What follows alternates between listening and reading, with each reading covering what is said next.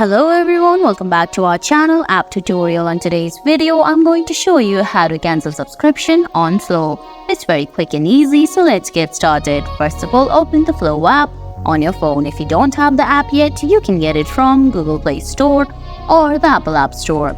Once you do that, go ahead, launch the app, then sign in. Now on the screen, you can see options like Today, Insights, Secret Chats, Messages and Partner at the bottom, but if you go to top left corner, you're gonna find a small icon. Tap on it. Now if you already have the subscription, it's gonna show you cancel subscription. I don't have the subscription, so it's saying upgrade to premium. All you have to do is go ahead and tap on cancel subscription and give the necessary details asked by the app. And guys, that's it. That's how you cancel subscription on Flo. I hope you found this video helpful. If you did, please give it a thumbs up, leave a comment, subscribe to our channel and hit that bell icon. See you in the next video. Thanks for watching.